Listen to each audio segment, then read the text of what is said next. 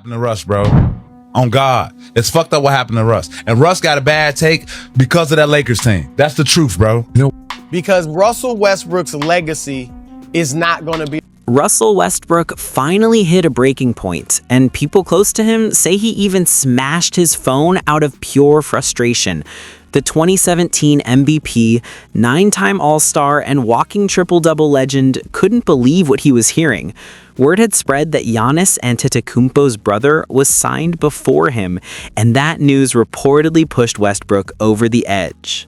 On God. It's fucked up what happened to Russ. And Russ got a bad take because of that Lakers team. That's the truth, bro. That's the truth. You talk to T-Lou. T-Lou did interview with motherfuckers. I love Russ. Ever since Russ left the Lakers, bro, he's been on a minimum, bro. We've never seen this ever.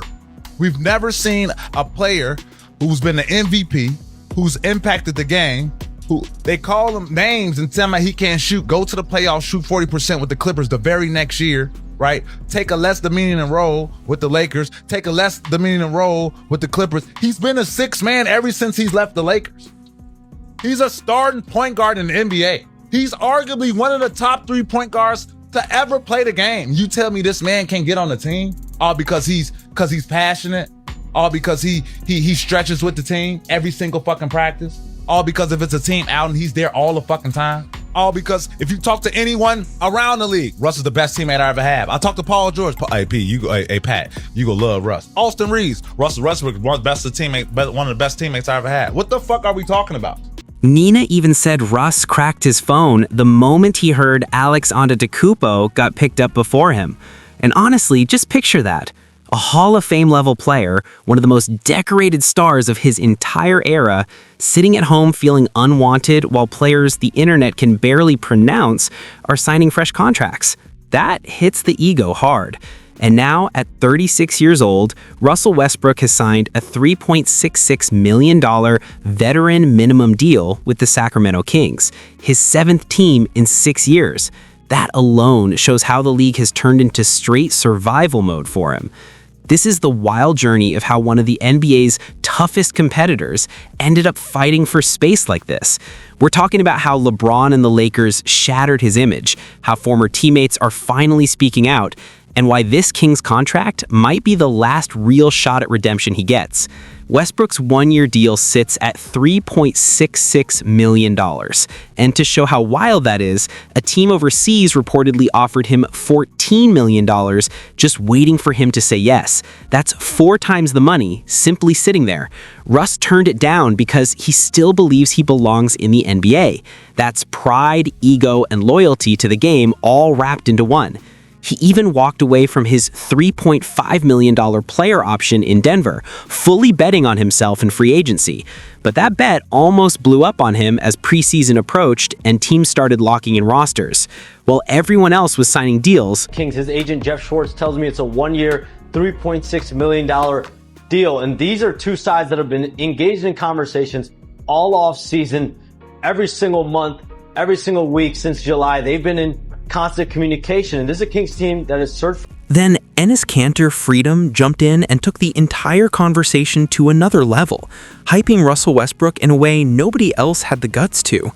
And suddenly, people started waking up, thinking that maybe, just maybe, Westbrook was never the real problem at all. So let's break down what really went down in LA, because the behind-the-scenes talk is crazy. Reports say it was LeBron James himself who pushed the Lakers to trade for Russell Westbrook instead of locking in a deal for Buddy Hield. Yes, you heard that right. This wasn't a front office experiment.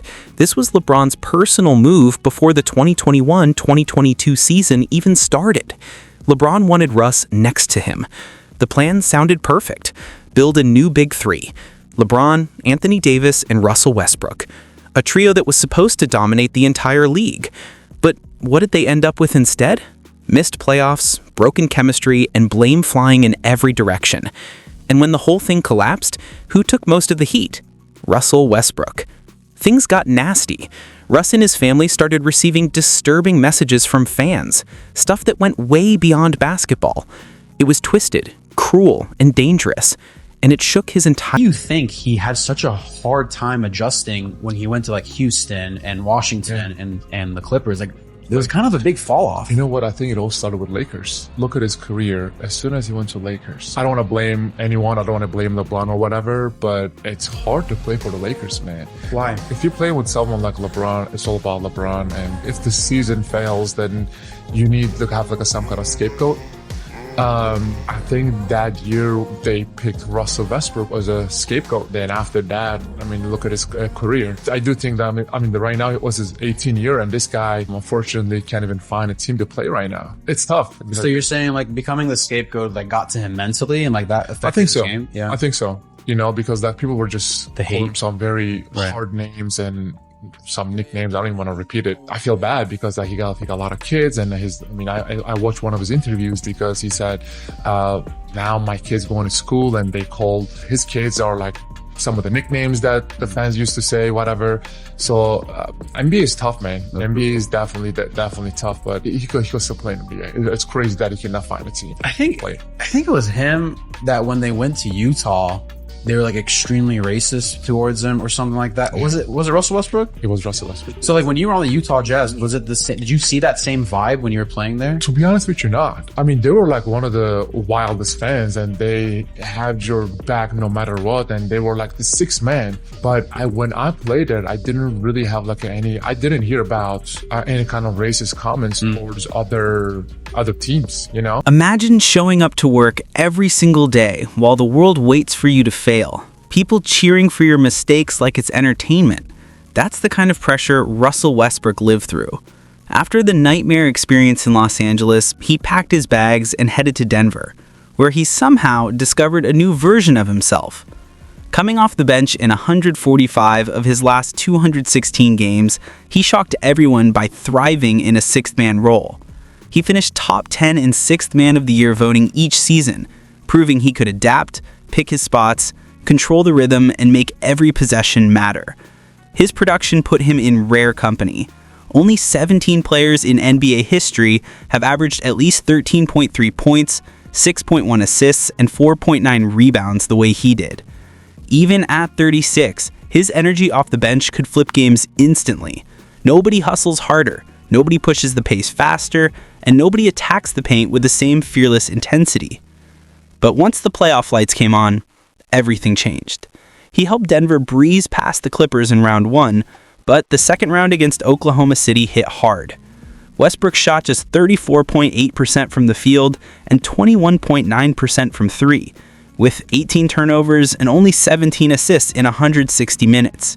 The Nuggets were outscored by 92 points when he was on the floor, a brutal reality check. And that's the curse Russ can't seem to escape. He can dominate the regular season and pour his heart into every game. But when the spotlight gets brighter, his flaws show up like neon signs. The turnovers rise, the shots stop falling, and suddenly he becomes the scapegoat again. No matter how hard he fights, that pattern is the painful reason he still hasn't touched a championship ring. Russ began as the heartbeat of the Oklahoma City Thunder, standing alongside Kevin Durant and turning a small market team into a real contender. In 2012, they fought their way to the NBA Finals before losing to LeBron's Miami Heat, a moment fans still talk about.